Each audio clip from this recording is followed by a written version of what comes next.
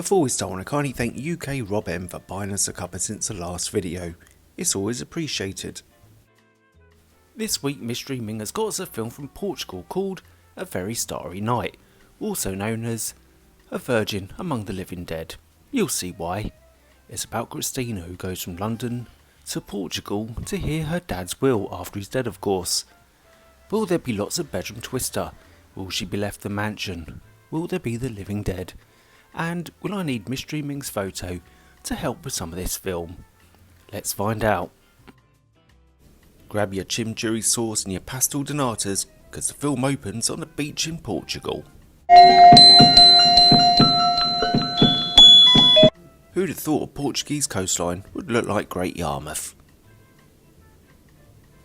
Come on man, get out of the way, you can see we're filming. Yep, there we go. Very subtle. The film then starts properly when Christina arrives to a badly lit B&B, where she meets the landlady who doesn't know anything. Oh yes? Who did? Somebody down in the village. Who is Basilio, if I may ask? How am I supposed to know? I don't have the slightest idea. Let me show you to your room. Do you know the owners of Montserrat Mansion? You'd think she'd have realised at this point she doesn't know anything. There's nobody lives there. Anybody goes out there must be nuts. You mean that's really where you're heading? Yes, that's right. That's why I came out here. I'm expected.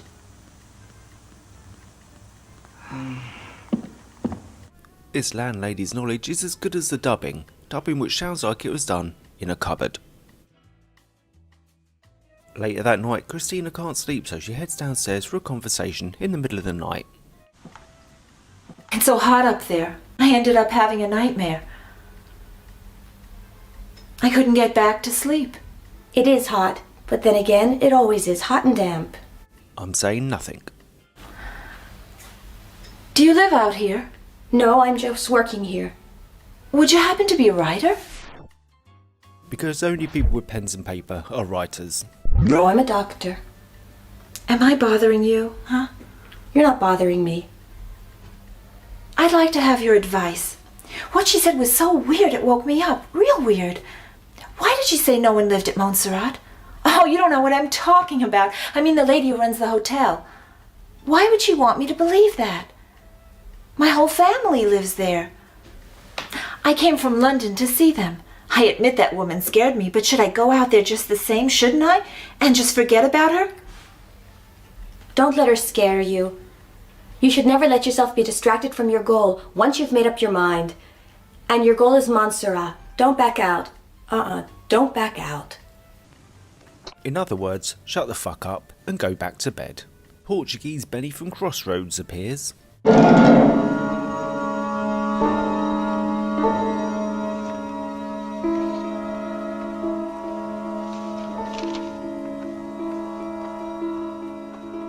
Basilio will drive you to the house. I'm looking forward to seeing you, your Uncle Edward. All right, let me get my suitcase. Don't forget your trousers. Christina is then taken by Portuguese Benny with her trousers to Montserrat Mansion. I wonder how long they've been driving for. We've been driving for an hour. Thanks. I feel like I'm dreaming a strange dream. Oh, don't start this shit again. Even the birds sound unfamiliar to my ears. Portuguese Benny is just glad she's not talking out loud. But eventually he speaks, kind of.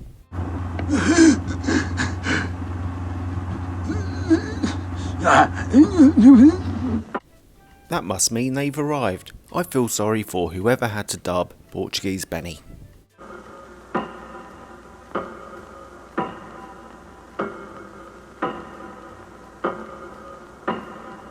Christina goes into Montserrat Mansion to meet her family. Where should she put her bags?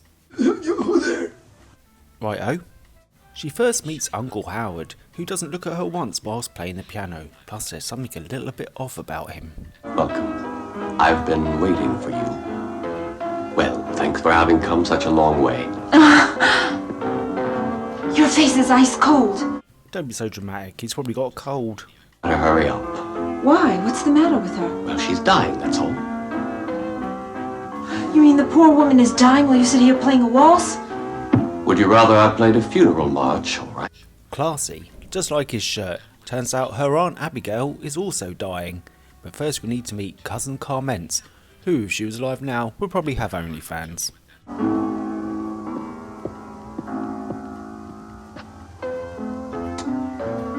What did you do that for? For nothing.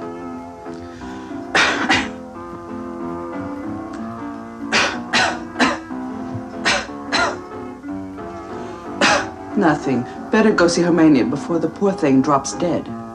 She sounds like Mystery Ming coughing up a hairball.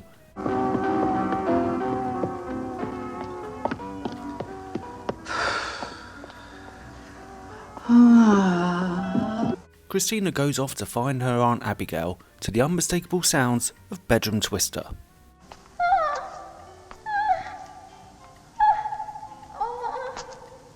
Are you my Aunt Abigail?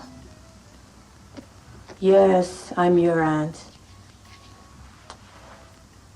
Turns out it wasn't Bedroom Twister she heard coming up the stairs, but a kid dying in bed.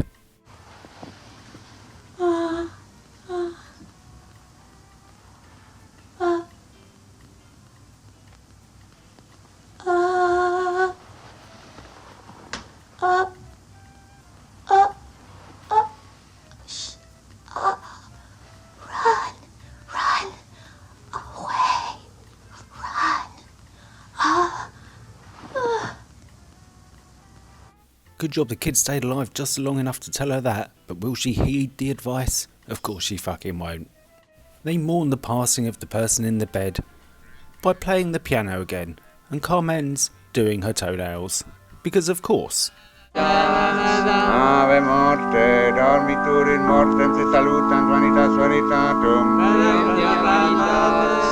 Riti viterra levi serum pecus vanitas vanitatum. Portuguese Benny from Crossroads is actually played by Jess Franco, who wrote and directed this film, as he stands here wondering what he's made. Anyway, it's probably time to unpack and get some rest. Things can't get any weirder. Tell a lie. They can. Just go to bed, love.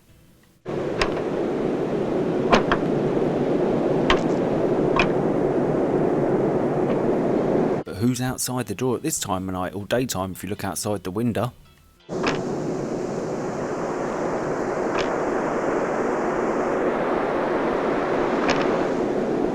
Come on now, in your own time.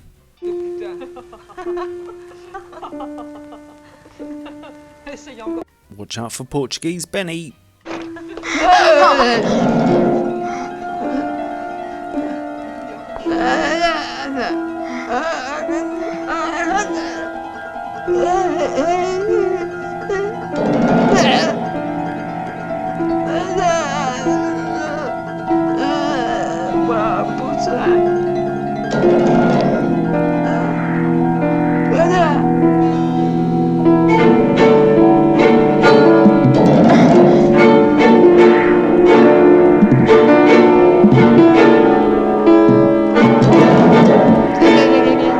Anyway, Christina runs back to her room to the sanctity and safety of being on her own.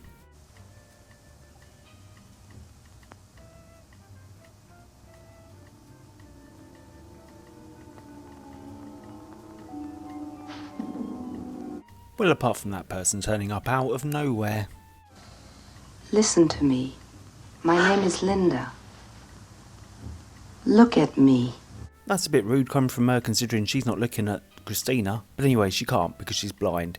But she is there to help her and pray for her, because she's going to need it. But she doesn't really explain why.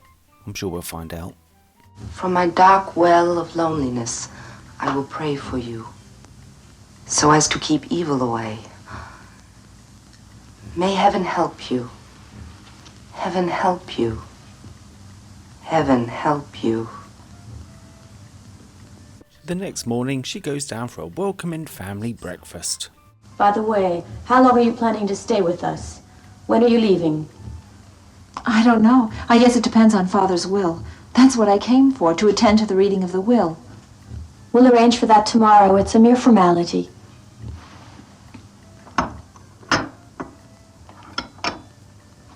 You're not eating?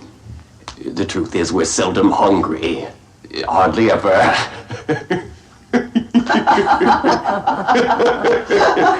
Fuck the will. Get out of there now.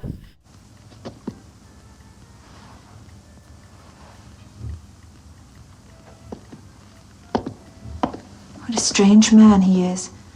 He scares me to death. He's a maniac is all. Except he knows this castle inside out. He comes in handy. Yep, run for the hills. But of course she doesn't run for the hills. The next day she decides to go for a swim in the lake. And of course, because it's the 70s, she doesn't take a swimming costume. So she gets perved on by Mickey Flanagan and Lionel from As Time Goes By. Hey, come take a gander. What's that? It's a girl.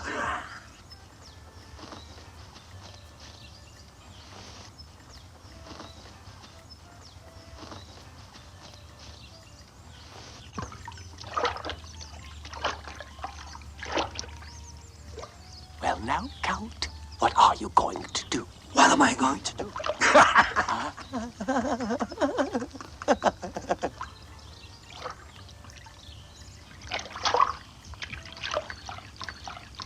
Well, they're not going to do much because some unwashed simp comes along and tells them to clear off. Get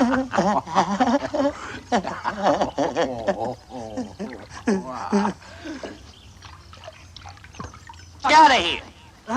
I'll creep up a little twerp someday. Hey there, miss. You shouldn't go around showing your ass. And why shouldn't I, if I may People ask? can see you from up there. You Gaylord. Hang on a minute. You live around here? Yes, I live in the castle. Ah, there's nobody up there. You don't know what you're talking about. My whole family lives there. Hey, wait a minute, for Christ's sake. Needless to say, his simping gets him nowhere. It's a house like any other house.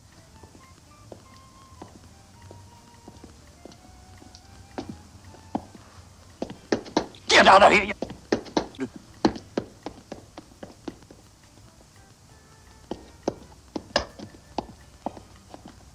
Don't you ever again dare bring somebody in here.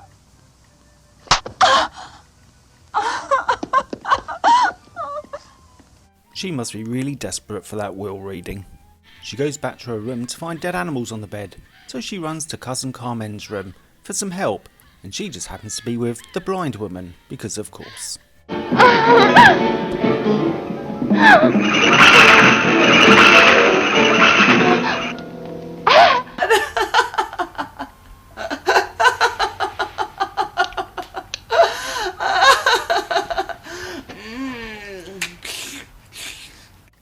Anyway, does she go back to her room and pack her bags? No, she goes back to her room and cries about it.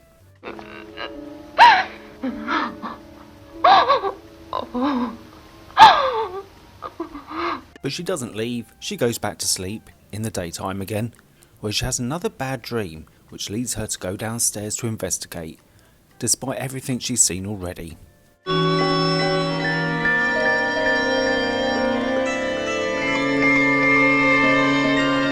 Now if this don't make her run off, nothing will.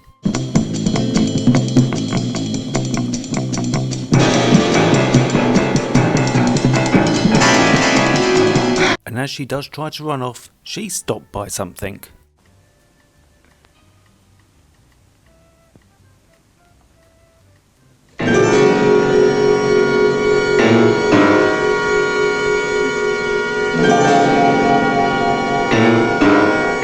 It's the ghost of her dad, hanging. Exactly what was so horrible?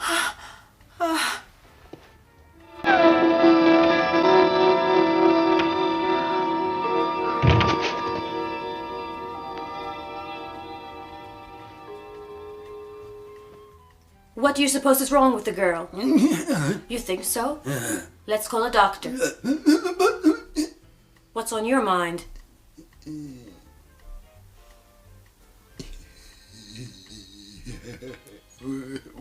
Well, forget it. Oscar worthy. Failing to escape because she fainted, she gets woken up by Carmen's. Oh dear. Nothing. How long have you been here? The way you moved, I'd say you had an erotic dream. That's what it looked like to me. Christina tells her that she didn't have a bedroom twister dream, but she just dreamt instead of her dad hanging himself, and it's time to get up and get dressed because the will reading is about to start. According to laws, statutes, regulations applying to this country, lost will and testaments, particularly number of the amended, so on and so forth, plus paragraph, the following last will and testaments signed before witnesses while deceased with of sound mind, if not a body, is fully valid.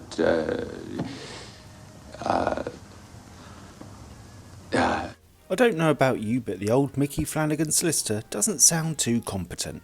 I, Ernesto Pablo Juan Reiner, being of sound mind, hereby bequeath my property of Montserrat, land, mansion, and annex buildings, all furniture, paintings, and objects, books, and archaeological artifacts therein, my collection of ebony phalluses. Phalluses in the will? To my sole heir, my daughter Christine Reiner.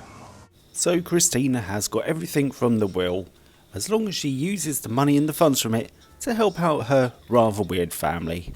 She should just give it up still and leave. This is your home now. Tell me the truth. Do you have any place to go? No, not yet, my dear. We might go to Corfu. We will, maybe. I used to work in the casino over there.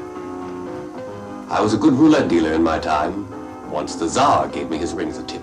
It was stolen from me in Athens. I want you to remain in Montserrat. You say that because you're kind. You'd soon end up regretting it. Don't go to Corfu, go to Mykonos instead, because that's where we'll be next week. Prepare yourselves. I never could stay here without you and without your affection. Stay, we'll be one big family. Perhaps we will. You're such a kind heart. You might want to get rid of the cousin and the retard though. Back in bed, of course, whilst wearing a necklace made of conkers, she notices something on the floor. Why, it's one of those black phalluses that was left to her in the will. What's she going to do with it?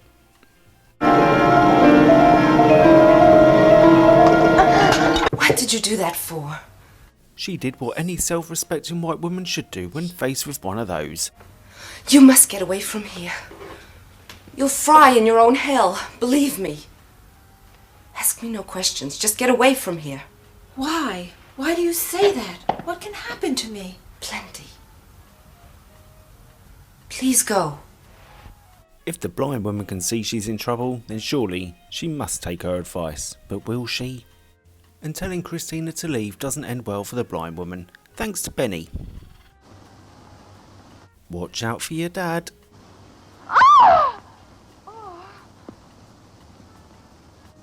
You recognize me? Howard and Abigail sent me some pictures of you. Hopefully those pictures were when he was alive, but knowing this family, probably not. Enough night gave me a few moments on Earth. After which I shall return to the deep, dark valley of death. Judgment was passed. Death's henchman holds a mirror to me, and the image just faded briefly so I may see the child I'd never seen before.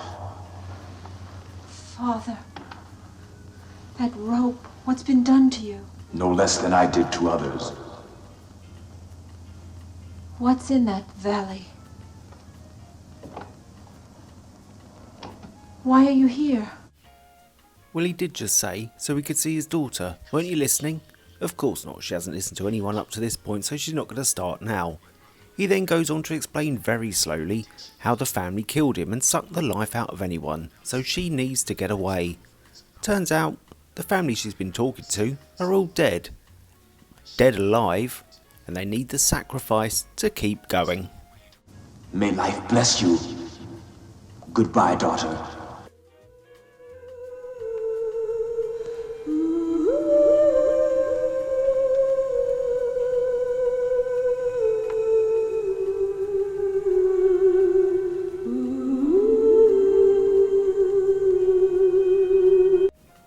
Anyway, despite the fact he was just saying he was off for good, they have another quick conversation before things turn even worse.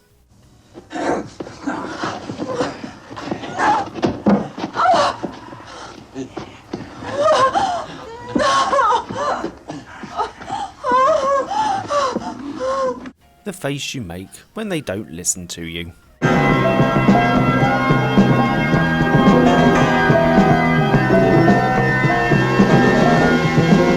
Well done, Mystery Ming. 2 for 1 job there. After being sacrificed, she wakes up in the B&B from the start of the film, so she can go down and annoy that woman again. How is she? Bad. What happened? I don't know. She was found in a coma near that old castle in the valley. She's been delirious ever since, rambling on about her family, and mainly about her father, who hanged himself a few months ago.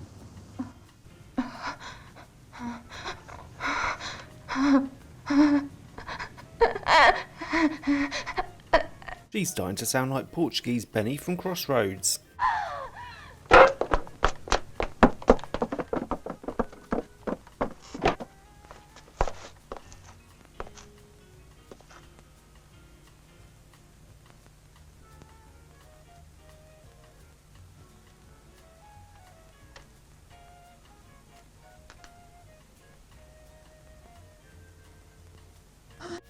Now Christina's dead, she joins her family, who are also the living dead as well, so she can walk into the lake and become one of them, so she can wander around the house like they do, being weird. The end, or fin.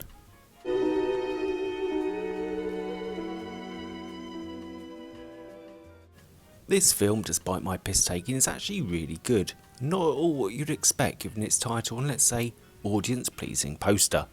Half the time you don't know if she's dreaming or not, even though she's in bed for most of the film.